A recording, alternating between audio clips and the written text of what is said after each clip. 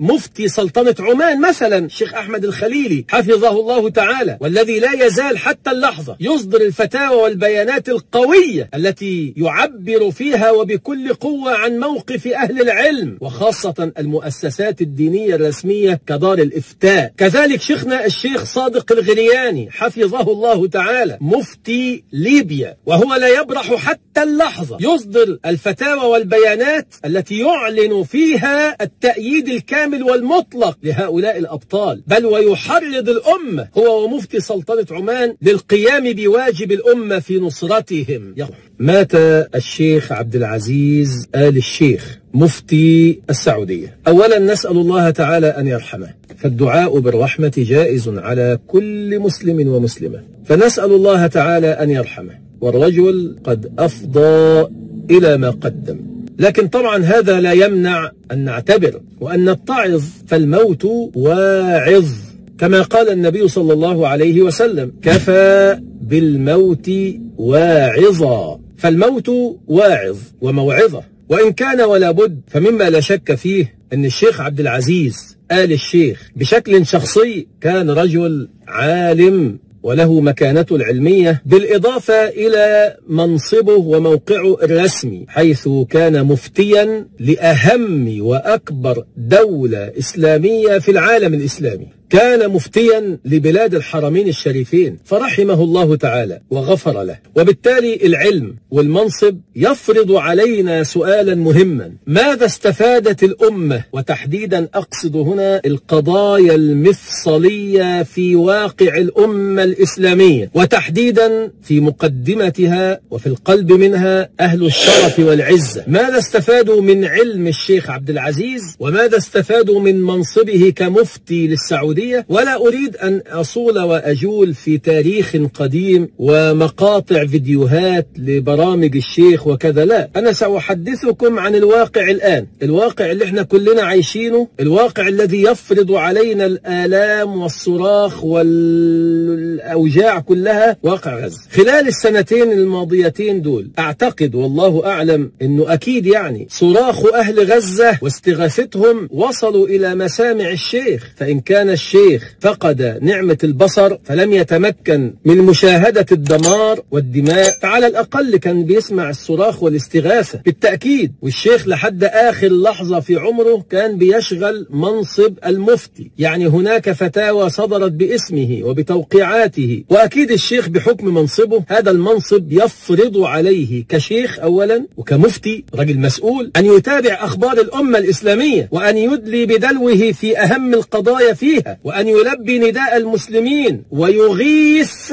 المستغيث منهم ويطعم جائعهم. فبالله عليك كيف تعامل الشيخ عبد العزيز آل الشيخ رحمه الله مع قضية غزة، خاصة الأحداث الأخيرة هذه؟ ما حدش بس يروح يجيب لي فيديوهات قديمة له تكلم عن الأحداث الأخيرة التي جرت على مرأى ومسمع من العالم كله، والشيخ لم يدلي حتى بفتوى واحدة يطبطب فيها على جراح أهل غزة، لم يوجه فيها نداء لحكام وقادة العالم العربي والإسلامي، لم يصدر فتوى واحدة في حق من خذل وحاصر ومنع الطعام والشراب عنهم، لم يصدر فتوى واحدة يعلن فيها تضامن الشرعي مع أبطالهم. لم نرى ولم نسمع منه شيئا، في حين كان هناك علماء آخرين بحجم وقدر ومكانة مفتي سلطنة عمان مثلا الشيخ أحمد الخليلي حفظه الله تعالى، والذي لا يزال حتى اللحظة يصدر الفتاوى والبيانات القوية التي يعبر فيها وبكل قوة عن موقف أهل العلم وخاصة المؤسسات الدينية الرسمية كدار الإفتاء. كذلك شيخنا الشيخ صادق الغرياني حفظه الله تعالى مفتي ليبيا، وهو لا يبرح حتى اللحظة يصدر الفتاوى والبيانات التي يعلن فيها التأييد الكامل والمطلق لهؤلاء الأبطال، بل ويحرض الأمة هو ومفتي سلطنة عمان للقيام بواجب الأمة في نصرتهم. يقول قائل: الشيخ كان كبير في السن. أيوة، مش أكبر من الشيخ صادق الغرياني، الشيخ عبد العزيز آل الشيخ مش أكبر من الشيخ صادق الغرياني، وكبر سنه يعني أنه كان يجب أن يختم حياته بخاتمة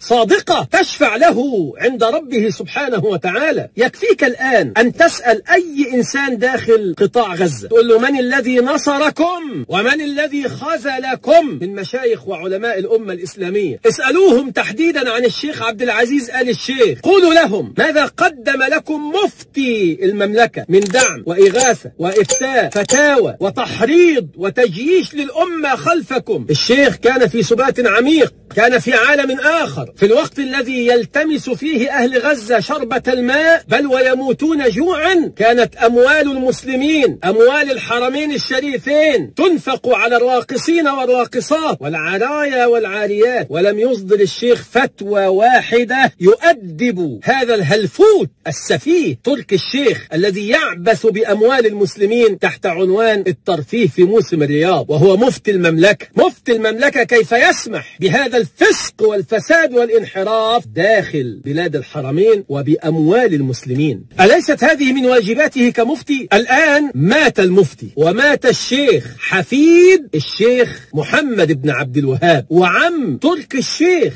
الآن مات وأفضى إلى ما قدم وهو الآن بين يدي ربه. فنسأل الله تعالى أن يغفر له خذلانه لأهل غزة، وأن يغفر له تقاعسه عن نصرة الإسلام والمسلمين، وأن يغفر له نفاقه لحكام الأمة العربية كلها، فلم نرى منه فتوى واحدة يطالب فيها هؤلاء الحكام بتحريك جيوشهم لا سمح الله، بإنفاق أموالهم، أو حتى بتحريض شعوبهم نصرة وإغاثة لبيت المقدس ولرجال بيت المقدس. الآن مات المفتي ومات العالم ومات الشيخ، فهل يتعظ بقى بقية المشايخ؟ ونعلم ان مش اهل غزة بس اللي بيموتوا، ده انت كمان ايها الحاكم ايها الشيخ ممكن تموت عادي يعني. اينما تكونوا يدرككم الموت ولو كنتم في بروج مشيدة. اينما كنت هتموت، مش اهل غزة بس اللي بيموت، بس في فرق كبير ان تموت منافقا خاذلا معوقا خائنا خادما لأعداء الله عز وجل، أو أن تموت حرا عزيزا شامخا مرفوع الرأس والقامة والهامة عزيز النفس لا تخشى إلا الله سبحانه وتعالى. فارق كبير بين عالم سخر نفسه وعلمه لخدمة دين الله ولنصرة أهل الله وأولياء الله ولم يخشى إلا الله، وبين آخر يدعي العلم وإن كبر سنه وطالت لحيته لكنه يخشى من أمريكا وأوروبا، ويطوف حول البيت الأبيض ويصلي إلى كعبتهم وتحت أقدام حكامهم. فارق كبير بين عالم يمتثل قول الله تعالى: الذين يبلغون رسالات الله ويخشونه ولا يخشون أحدا إلا الله وكفى بالله حسيبا، وبين آخر يقرأها فلا تتجاوز إلا لسانه وإذا به يخشى من أمريكا وأوروبا